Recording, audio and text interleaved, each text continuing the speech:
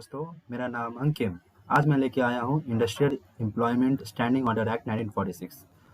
तो ये एक्ट क्यों आया, इसके पीछे लॉजिक क्या था, गवर्नमेंट ने ये क्यों industrial employment standing order act नहीं लाया। ठीक है, तो इसके पीछे ये है लॉजिक कि मैं एक छोटा सा बैकग्राउंड बता दे रहा हूँ इसके पीछे, इसके बाद तो पढ़ेंगे ही। ठीक है, तो इसके पीछे ये था कि इंडस्ट्री में एम्प्लॉयर एंड एम्प्लॉय के बीच में कन्फ्लिक्ट अराइज हो जा रहा था, जिसके कारण काम नहीं हो पाता था। तो काम अगर नहीं होगा तो प्रोडक्शन नहीं होगा, सर्विसेज नहीं आएंगी। ठीक है, जिससे कारण क्या हो जाएगा, इंडस्ट्री ठप हो जाएगा। ठीक है, तो जैसे मान लो, एक एग्जांपल दे रहा हूँ।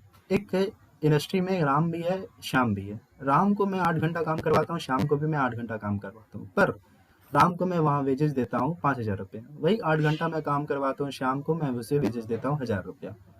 तो भाई ऐसा क्यों? तो श्याम मेरे से पूछेगा कि भाई आप ऐसा क्यों कर रहे हो, मुझे कम दे रहे हो, राम को क्यों ज़्यादा दे रहे हो। ठीक है, तो ऐसा इसलिए हो रहा है क्योंकि ये कानून इसलिए आया क्योंकि किसी भी कंपनी का, किसी भी इंडस्ट्री का क्या होना चाहिए, टर्म्स एंड कंडीशन होना चाहिए। टर्म्स एंड कंडीशन किसके प्रति होना चाहिए? एम्प्लॉय के प्रति होना चाहिए। ठीक है, और ये बराबरी का होना चाहिए, डिस्क्रिमिनेशन नहीं होना चाहिए, पार्शियलिटी नहीं होना चाहिए। ठीक है, अगर भेदभाव होगा तो काम सही से नहीं हो पाएगा। तो ऐसा बोलेगा कि राम को आप देते हो वही घंटे काम करता है, आप उसे ज़्यादा देते हो, मुझे कम देते हो। तो ऐसा नहीं होना चाहिए। ठीक है, तो इसे कम करने के लिए और इसे दूर करने के लिए ये एक्ट लाया गया। तो यहाँ पे हम देखते हैं, पहला पॉइंट हमारा है, the primary objectives of the act is to minimise the industrial conflict. ठीक है, तो इसे कम करना, इंडस्ट्रियल कॉन्फ्लिक्ट को कम करना है। कॉन्फ्लिक्ट को कैसे कम करना है? एम्प्लॉयर और एम्प्लॉय के बीच जो कॉन्फ्लिक्ट अराइज होता है, इसे कम करना है। ठीक है, and to develop a harmonious relationship between the employ and employer. अगर जितना अच्छा रिलेशन होगा एम्प्लॉयर एंड एम्प्लॉय के बीच में, मैनेजमेंट एंड वर्कर के बीच में, इंडस्ट्री उतना अच्छा ग्रो करेगा, इंडस्ट्री उतना अच्छा प्रोडक्शन करे, इतनी अच्छी सर्विसेज दे पाएगी। ठीक है, तो ये जरूरी है कि एम्प्लॉय एंड एम्प्लॉयर के बीच में रिलेशन अच्छी तरह से रहे। फिर यहाँ पे बोल रहा है, and to make it mandatory for the employer to formally define the condition of employment. यहाँ पे बोल रहा है कि ये एक्ट में बताना पड़ेगा एम्प्लॉयर को कि टर्म्स एंड कंडीशन, ये टर्म्स एंड कंडीशन किसे बताना पड़ेगा भाई? गवर्नमेंट को। क्या आप इंडस्ट्री एम्प्लॉयर को बताना पड़ेगा कि इंडस्ट्री का टर्म्स एंड कंडीशन क्या है। ठीक है, आप एम्प्लॉय को कितने घंटे काम करवाओगे, कितने वेजेस दोगे, क्या सबको बराबर मिलेगा कि नहीं। ठीक है, जैसे ग्रेड 1 है, ग्रेड 2 है, ग्रेड 3। ग्रेड 1 में बहुत सारे स्टाफ हैं, तो क्या ग्रेड 1 को सभी को एक ही सैलरी मिल रहा है या नहीं, एक ही वेजेस मिल रहा है या नहीं। तो ये दिखता है टर्म्स एंड कंडीशन। तो सभी इंडस्ट्री का टर्म्स एंड कंडीशन होना चाहिए।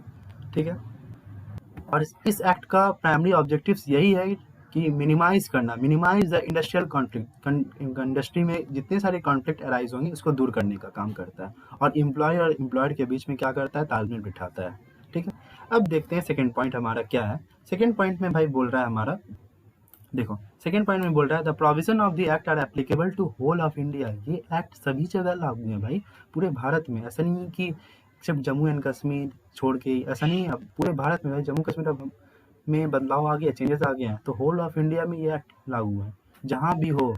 ठीक है, ये कानून अप्लाई होगा। ठीक है, तो भाई ये कौन सी इंडस्ट्री में अप्लाई होगा? The act is applicable to every industrial establishment where in 100 और मोर वर्कमैन आर एम्प्लॉयड। जिस इंडस्ट्रियल इस्टेब्लिशमेंट में 100 या 100 से ज़्यादा वर्कर काम करेंगे, वहाँ पे industrial employment standing order act 1946 applicable हो जाएगा।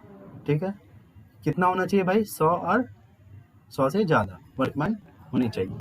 अब थर्ड ये बोल रहा है भाई, थर्ड बोल रहा है, with in 6 month from the date on which this act is applicable to an industrial establishment, it is mandatory for the employer to submit the certifying. अब यहाँ पे देख लो कि विद इन 6 मंथ बोल रहा है, with in 6 month from the date on which this act is applicable to an industrial establishment, it is mandatory for the employer to submit the standing order.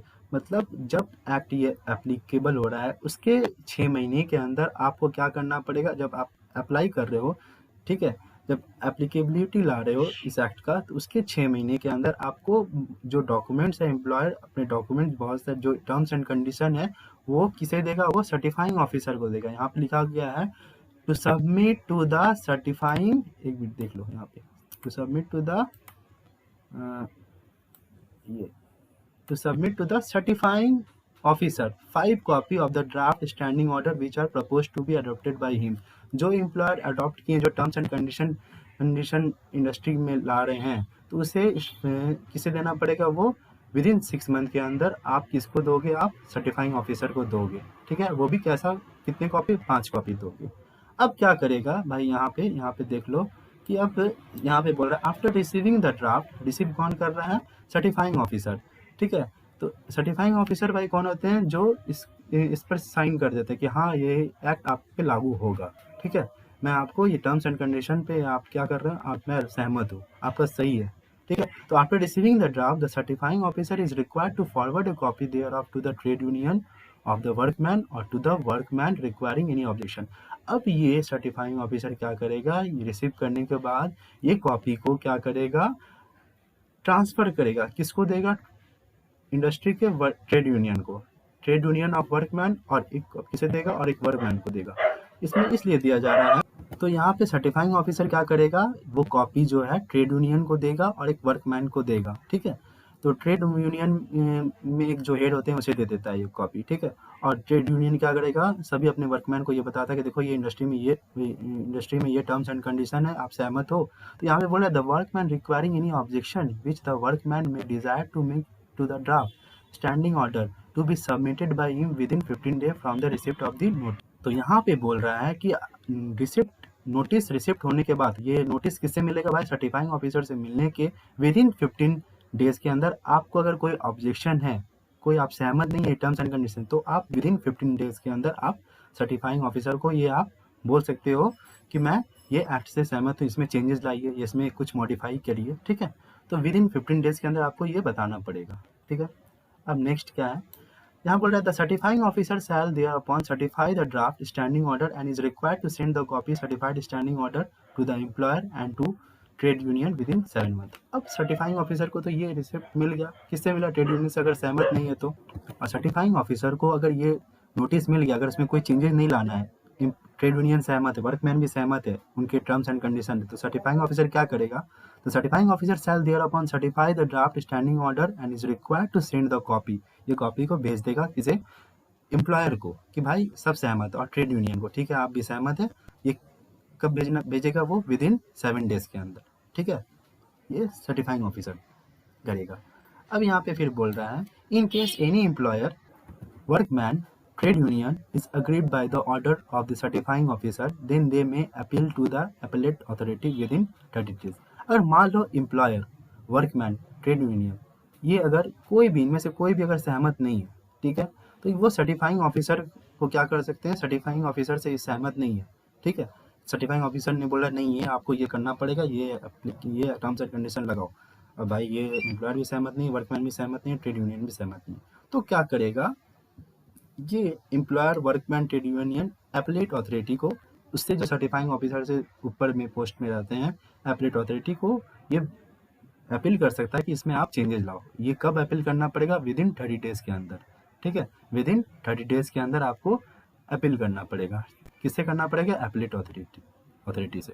ठीक है, अब तो आप अपील कर दिए एपलेट अथॉरिटी के पास, तो यहाँ पे बोल रहा है the appellate authority can't set aside the order of the certifying officer, it can only confirm or amend the standing order. तो एपलेट अथॉरिटी का काम क्या रहेगा, यहाँ पे सर्टिफाइंग ऑफिसर के टर्म्स एंड कंडीशन में कोई चेंजेस नहीं ला सकता, वो उसको कंफर्म कर सकता है या उसमें कुछ अमेंडमेंट ला सकता है, मॉडिफाई नहीं कर सकता है।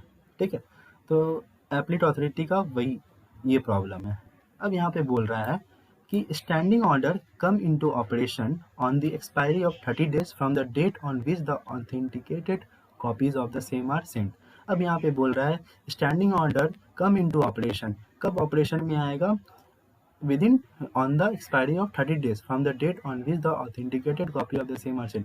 जो ऑथेंटिकेटेड कॉपी आपको अगर मिल जाए तो उसके विदिन 30 डेज के अंदर आपको क्या करना पड़ेगा, ये स्टैंडिंग और ये जो ऑर्डर है आपको इंडस्ट्री पे एप्लीकेबल करना पड़ेगा। ठीक है, अब यहाँ पे बोल रहा है it is mandatory for the employer to paste the text of the finally certified standing order in English. अब यहाँ पे बोल रहा है एम्प्लॉयर क्या करेगा, ये टर्म्स एंड कंडीशन को क्या करेगा, वो उसे एक तो भाई इंग्लिश में उसे दिखाना पड़ेगा, और एक language is understood by the most of the working. मान लो आंध्र प्रदेश में ये कौन सा लैंग्वेज है? तेलुगु। तो तेलुगु, तो आंध्र प्रदेश में मान लो एम्प्लॉयर बिहार के 75% है एक इंडस्ट्री में, ठीक है, ठीक है, और 25% तमिल के, ठीक है, तमिल वाले हैं, ठीक है, तेलुगु वाले, सॉरी। तो वहाँ पे 75% किसे दिया जाएगा? बिहार, मतलब कि हिंदी लैंग्वेज रहेगा। तो जिस इंडस्ट्री में जिस वर्कर का ज़्यादा प्रोपोर्शनेट रहेगा, वहाँ पे वो उस टैक्स का टर्म्स एंड कंडीशन वहाँ पे पब्लिश किया जाएगा, ठीक है। अब आते हैं नेक्स्ट हमारा 10। In order to get the standing order modified, an employer or workman may apply to the certifying officer, such an application must be accompanied by the 5 copy to be propose modification. अब भाई employer सहमत नहीं है, workman भी सहमत नहीं है, तो वो फिर से अप्लाई करेगा सर्टिफाइंग ऑफिसर के पास कि सर आप इस पर कुछ मॉडिफिकेशन कर दो। ये 5 कॉपी देता है, 5 कॉपी इररिलेवेंट, ये कोई नहीं है। उसमें आप क्या बोलेगा यहाँ पे? वर्कमैन और वर्कर और एम्प्लॉयर, ठीक है, ये बोलते हैं कि सर सर्टिफाइंग ऑफिसर, सर इसमें कुछ चेंजेस कर दो, ये सही रहेगा, ठीक है। तो बोलता है ठीक है, मैं देखता हूँ, चेंज कर सकता हूँ कर, तो उस पर सोचता है, विचार करता है, तो अगर चेंजेस हो सकते हैं तो वो कर सकता है। अब 11 नंबर में बोल रहा है, if an employer suspended the workman then the workman is entitled to subsistence allowance. अब यहाँ पे बोल रहा है सब्सिस्टेंस अलाउंस क्या होता है यहाँ पे, कि अगर कोई एम्प्लॉयर किसी वर्कमैन को सस्पेंड कर दिया है किसी कारण, ठीक है, वो कोई भी कारण हो सकता है, सस्पेंड कर दे कि भाई अब तुम्हें नहीं आना है, तुम इतने दिन के लिए सस्पेंड हो। तो बोला कि फर्स्ट 90 डेज अगर आप सस्पेंड कर रहे हो 3 महीने का, ठीक है, तो आपको 50% वेजेस देना पड़ेगा। अगर वो उसको आप सस्पेंड करते हो तो 50% आपको वेजेस देना पड़ेगा। तो आप सस्पेंड करते हो तो कितना देना पड़ेगा? 90 दिन के लिए 50% वेजेस देना पड़ेगा। आफ्टर 90 डेज और 3 महीने आप बिठा रहे हो, मतलब और 3 महीने आप बैठा रहे हो, तो आपको 75% वेजेस देना पड़ेगा। किसे देना पड़ेगा? एम्प्लॉय को। फिर यहाँ पे बोला जा रहा है कि in case of any dispute regarding the subsistence allowance payable to the workman, it may be referred to the labor code which is constituted under the Industrial Dispute Act 1947। अब ये subsistence allowance तो मिल रहा है employ को क्योंकि suspend है, तो employ वहाँ बोल रहा है कि नहीं आप मेरे को ज़्यादा दो, पूरा फुल पेमेंट आपको देना पड़ेगा। तो ये एम्प्लॉय, ये जो डिस्प्यूट अराइज हुआ, इसे वो लेबर कोर्ट में ले जा सकता है। तो लेबर कोर्ट में जब ले जाएगा तो वो किस तहत से ले जाएगा? इंडस्ट्रियल डिस्प्यूट एक्ट 1947 के तहत ले जा सकता है। इसलिए इंडस्ट्रियल डिस्प्यूट एक्ट 1947 ये भी हम लोग पढ़ेंगे, ठीक है। तो अगर एम्प्लॉय सहमत नहीं है सब्सिस्टेंस अलाउंस से, बोल रहा है कि नहीं आपको 100% देना पड़ेगा एम्प्लॉयर, तो ये अगर वो सहमत नहीं है तो ये लेबर कोर्ट में वो जा सकता है ये केस को, ठीक है। अब यहाँ पे बोल रहा है every certifying officer enjoy all the power of civil code for the purpose of administration. तो यहाँ पे बोल रहा है सर्टिफाइंग ऑफिसर के पास पावर होता है सिविल कोड का for the purpose of administration, से एडमिनिस्ट्रेट करने का, ठीक है, क्योंकि सर्टिफाइंग ऑफिसर ही क्या करता है? टर्म्स एंड कंडीशन, इंडस्ट्री के टर्म्स एंड कंडीशन को सर्टिफाई करता है, क्योंकि उसके पास ये पावर रहता है, ठीक है, ही हैज़ एन ऑथोरिटी। अब यहाँ पे बोल रहा है 13 में बोला जा रहा है if an employer fail to submit draft standing order then he shall punishable with the fine which may be extended up to 5,000। अगर एम्प्लॉयर सबमिट नहीं कर पाया ये ड्राफ्ट को, ठीक है, सर्टिफाइंग ऑफिसर के पास, तो उससे फाइन देना पड़ेगा। भाई कितने दिन का फाइन देना, कितने अमाउंट का फाइन देना पड़ेगा? 5,000 का।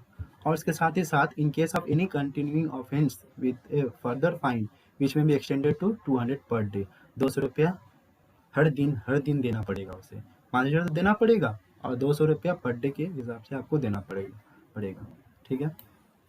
अब यहाँ पे बोल रहा है according to section 13 capital A of the Industrial Employment Standing Order Act 1946, any question relating to the application interpretation of the act may be referred to the labor code।